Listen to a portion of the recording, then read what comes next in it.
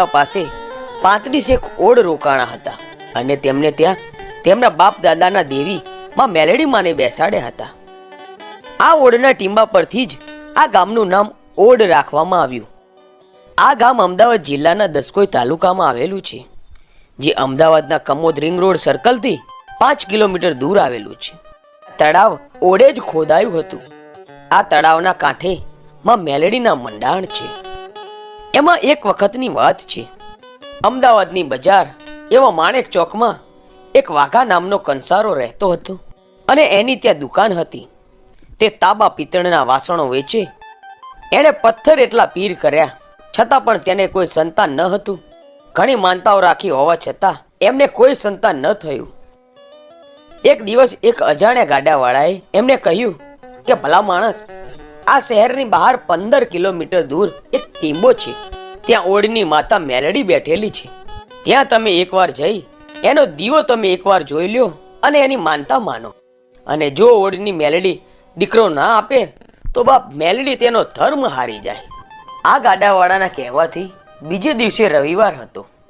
એટલે વાઘો કંસારો ઘરે જઈ તેની પત્નીને કહેવા લાગ્યો કે આપણી 50 વર્ષની ઉંમર થઈ ગઈ છતાં કોઈ સંતાન નથી.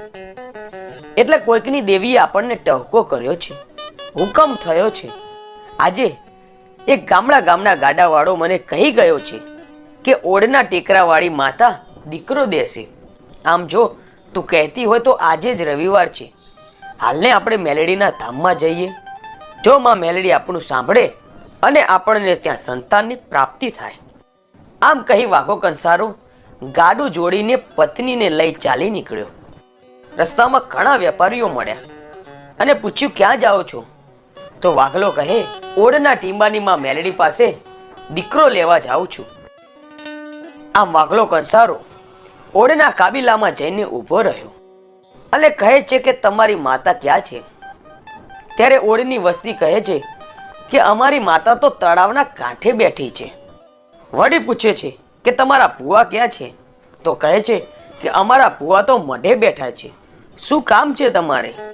ત્યારે વાઘલાએ કહ્યું કે હું વેપારી છું, અમારે 1.25 શેર માટીની ખોટ છે. મને તો બહાર ગામના કોઈ ગાડાવાળાએ કહ્યું કે ઓડના ટીંબાવાળી માતા પાસે જઈ ખોડો પાથરજો, માં તમને દીકરો દેશે. એટલે આજે 50 વર્ષે હું એક આશા લઈને આવ્યો છું. વાઘલો માં મેલડીના મઢમાં જ્યાં ભુવા બેઠા હતા ત્યાં જઈને કહે છે કે જો માં મેલડી દીકરો દેતી હોય. એટલું જ બોલ્યો ત્યાં તો મઢમાં ભુવાએ હાકલ કરી, ખમા ખમા ખમા ખમા, હું ઓડની મેલડી છું, હવે આપતા પાછી પડું તો મારો ધર્મ લજાય. મારા વાઘલા, તું કંસારો છો ને? હા માડી. દીકરો લેવા આવ્યો છે? તો કહે હા. તો એક કામ કર, તારા પત્નીને કહે ખોળો પાથરીને બેસી જાય. પછી કહેવાય છે કે વાઘલાની પત્ની ખોળો પાથરીને બેસે છે. ત્યાં તો ભુવાના હાથમાંથી એક જારનો દાણો ખોળામાં પડ્યો. પછી મેલડી બોલ્યા, મારા તળાવમાંથી એક અંજળી ભરી પાણી પી લે, પણ એ પહેલા આ જારનો દાણો ખાઈ લેજે. દાણો ચાવ્યા પછી પેટમાં જાય અને પછી જો 999 રૂવાળા બેઠા થાય ને તો માનજે કે મારી મેલડીનો દીવો પેટમાં થયો છે. પછી વાઘલાની પત્નીએ તળાવમાં જઈને અંજલી લીધી. ત્યાં તો મેલડીની હાકલ પડવા લાગી, ખમા ખમા વાઘલા, હું ઓડની મેલડી છું, મર્દાને પણ સજીવન કરું છું એવી હું મેલડી છું. અરે વાઘલા, એમાં પાછો પડતો નહીં. મને દેવીને દેતાય આવડે છે અને દેવીને લેતાય આવડે છે. જો કોઈ ભૂવો મને પ્રેમથી જમાડે ને તો હું એનું લેણું બાકી નથી રાખતી. હે વાઘા કંસારા, તું કોઈ દિવસ મારો રવિવાર કે મંગળવાર ચૂકતો નહીં. હા માડી, હા, હું નહીં ચૂકું. નહીં તો મને માડીને દેતાય આવડે છે અને લેતાય આવડે છે. પછી મને ફટ ન કહેતો. આમ વાઘા કંસારાએ ઘરે આવીને માનો માંડવો નાખ્યો અને માને જમાડ્યા. આમ કરતા કરતા દિવસો વીતતા ગયા અને મહિના વીતતા ગયા. 1 મહિનો, 2 મહિના, આમ થતા થતા 9 મહિના પૂરા થયા. વાઘલો કંસારો ઓડના ટીંબે આવીને માં મેલડીનો દીવો કરી જાય. રવિવાર અને મંગળવાર જરાય ભૂલે જ નહીં. બરાબર 9 મહિને ને 9 દિવસે વાઘલા કંસારાને ઘેર દીકરો થયો. દેવ જેવો દીકરો જ્યારે 1.25 મહિનાનો થયો ત્યારે વાઘલાએ ગાડું જોડ્યું. વાઘલાની પત્નીએ દીકરાને ખોળામાં લીધો છે. એની પત્નીએ કોરી નવી સાડી પહેરી છે. વાઘલાએ પણ નવા કોરા કપડાં પહેર્યા છે. સાથે માં મેલડીની સવા શેરની સુખડી બનાવી, સવા શેરનો તાવો કર્યો અને સવા શેર જારનો ખીચડો બનાવ્યો છે. આ બધું લઈને વાઘલો કંસારો માને જમાડવા ઓળના ટીંબે જાય છે. ઓળના ટીંબે આવીને બરોબર માને જમાડે છે. ત્યાં જ તેની વહુને મનમાં ઓહકારો કર્યો, ઓહો, ઠેઠ અમદાવાદના પાદરમાંથી આ ઓળના ટીંબા સુધી માતાજી પાસે રોજ આવવું પડે છે. હે દેવી, આ રવિવાર અને મંગળવાર તું અમને અહીં સુધી બોલાવે છે, પણ આજે હું ખોળો પાથરું છું કે આ ઓળના ટીંબેથી મારા કંસારાના ઘરે આવો ને. તને કંસારાની વહુ બોલાવે છે. જ્યારે ગુગળના ધૂપ થયા અને તાવો થયો ત્યાં ભુવાએ હાકલ કરી, ખમ્મા ખમ્મા મારા વાઘલા, મેં તને દીકરો દીધો એટલે મેં તને આંગળી આપી, ત્યાં તો તું મારો બોચો પકડ્યો છે, તે મારો મઢ માગ્યો. વાઘલો કહે છે કે મેં કાંઈ નથી કીધું. તો પૂછ તારી વહુને. વાઘલાએ તેને વહુને પૂછ્યું કે શું છે આ બધું? કે મેં જ ખોળામાં છોકરો રમાડતા રમાડતા એક ઓશિયાળું આંસુડું પાડીને માં મેલડીને ઠપકો આપ્યો. મારી અમારે અહીંયા સુધી આવવું પડે છે. અમને જે બટકું રોટલો મળશે એમાંથી અમે તમને જમાડીશું. હાલો માં, અમારા કંસારાની દુકાનમાં બેસો. આ માને ટકોર કરી હતી. મેલડીએ કહ્યું કે સાંભળ્યું ને મારા વાઘલા? તો વાઘલો કહે, હશે માડી, માફ કરી દો. ના ના મારા વાઘલા, તારી વહુએ ઓશિયાળું આંસુડું પાડ્યું ને એટલે જ હું મેલડી તૈયાર છું.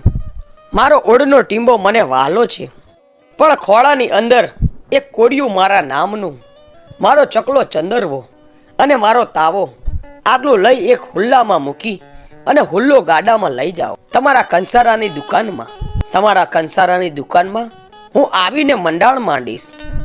પણ જોજે વાઘલા, મારી એક શરત છે. બોલો માડી, બોલો.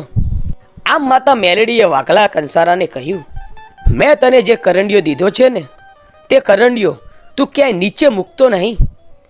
તું જે જગ્યાએ નીચે મૂકીશ ને એ જગ્યાએ હું બેસી જઈશ. પછી તું માનજે કે હું તારી દુકાન સુધી નહીં આવી શકું. આ હું ઓળની મેલડી બોલું છું. વાઘલા કંસારાએ કહ્યું, ના મૂકું માં, હું તમને ક્યાંય નીચે નહીં મૂકું. તો કહે, હવે બેસ ગાડામાં અને મૂક તારા ખોળામાં તાવો, અને હું તારી સાથે જ છું, તારા ખોળામાં જ બેઠી છું એમ માનજે. ગાડું તો ચાલ્યું અમદાવાદ તરફ. વૈશાખનો ધોમ ધકતો તડકો છે. બરાબર હાલની તારીખમાં બહેરામપુરામાં જ્યાં મેલડી માતાનું મંદિર છે ત્યાં લીમડો અને બાજુમાં વડલો છે અને તેની બાજુમાં એક બોરડીનું ઝાડ છે. ગાડું ત્યાં આવ્યું અને તડકો ખૂબ જ લાગવાથી છોકરો જોર જોરથી રડે છે. કંસારાની વહુના ખોળામાં 1.25 મહિનાનો છોકરો કજીએ ચડ્યો છે અને છાનો રહેતો જ નથી. કંસારાની વહુએ કહ્યું, અહીંયા ઘડીક ઊભા રહો ને, ઘણા ઝાડવા છે તો બળદને પણ થોડોક વિસામો થાય અને છાંયડામાં થોડીક ટાઢક થાય તો છોકરોએ શાનો રહી જાય. ટોપલામાં થોડીક સુખડી પડી છે તો આપણે તે ખાઈને થોડુંક પાણી પીને પછી આગળ જઈએ. વાઘલો કહે છે, કંઈ વાંધો નહીં. આમ કહી ગાડાવાળાએ ગાડામાંથી બળદ છોડ્યા અને વાઘલાની વહુ ત્યાં ઝાડ નીચે છોકરાને ધવડાવવા બેઠી. છતાં પણ છોકરો શાનો રહેતો નથી અને છોકરાએ રડવાનું ચાલુ જ રાખ્યું. હજુ પણ ટોપલો તો કંસારાના ખોળામાં જ હતો. હવે માં મેલડી પાન ભૂલાવે છે. છોકરો રોતો હતો. શેઠાણી હવે છાનું રાખવાનું મથી મથીને થાકી ગઈ છે, પણ છોકરો છાનો રહેતો જ નથી.